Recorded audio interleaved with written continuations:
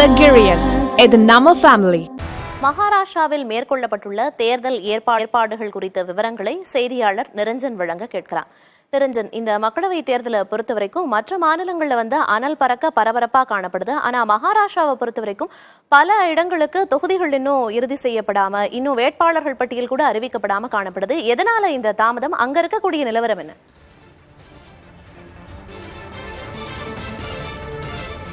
பிரியா, இப்போ நான் இருக்கக்கூடிய இடம் நாக்பூர். இப்போ எனக்கு பின்னாடி பார்க்கக்கூடியது வேர்ல்டு ரெக்கார்ட் படைச்ச ஒரு மெட்ரோ லைன் அப்படின்னு தான் சொல்லணும். ஏன்னா கீழே நார்மலான ரோடு, மேலே பிரிட்ஜு, அதுக்கு மேலே ரயில்வே இருக்கும்.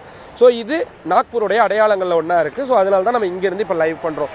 இந்த மகாராஷ்டிரா மாநிலத்தை பொறுத்த வரைக்கும் அரசியல் களம் இன்னும் பிரச்சார களம் இன்னும் சூடு பிடிக்கல அப்படின்னு நம்ம புரிஞ்சுக்கலாம். அரசியல் களம் எப்பவும் போல தமிழ்நாடு எப்படி என்னென்ன மாதிரியான திருப்பு முனைகள்லாம் நடந்துகிட்டு இருக்கோ, கிட்டத்தட்ட அதுக்கு கொஞ்சமும் சலிப்பு இல்லாமல் அதே மாதிரியான அத்தனை சுவாரஸ்யமான விஷயங்களும் மகாராஷ்டிரா அரசியலும் நடந்துகிட்டு இருக்கு.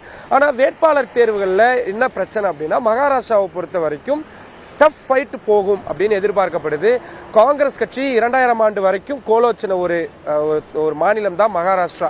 அதுக்கப்புறம் பாஜக சிவசேனா கூட சேர்ந்து அந்த அதிகாரத்தை கைப்பற்றினாங்க. இப்போ சிவசேனா இரண்டா பிரிஞ்சிருச்சு, தேசியவாத காங்கிரஸ் இரண்டா பிரிஞ்சிருச்சு அப்படின்றதுனால மீண்டும் காங்கிரஸ் கை ஓங்கும் அப்படின்னு எதிர்பார்க்கப்படுது. மொத்தம் 48 தொகுதியில் சரிபாதி இரண்டு கட்சிகளும் வருவாங்க. பாஜக காங்கிரஸ் சரிபாதி பலமோடு இருக்கிறாங்க அப்படின்ற இருக்கிறதுனால வேட்பாளர் தேர்வில் ரொம்ப கவனம் செலுத்துறாங்க. இப்போ இந்த விதர்பா பிராந்தியத்தை பொறுத்த வரைக்கும் 10 நாடாளுமன்ற தொகுதி இருக்கு. அதுல முதல் கட்டத்தில் 5 தொகுதிக்கு மட்டும்தான் தேர்தல் நடக்குது. அதுல ஒரே ஒரு தொகுதிக்கு நேற்று மாலை தான் காங்கிரஸ் கட்சி வேட்பாளர் அறிவிச்சிருக்காங்க. அந்த அளவுக்கு இங்க மந்தமான ஒரு சூழல் நிலவரத்தை பார்க்க முடியுது. பிரியா, மகாராஷ்டிராவோட தேர்தல் களம் எப்படி இருக்கு அப்படிங்கிற விவரங்களை சொன்னீங்க. நன்றி நிரஞ்சன்.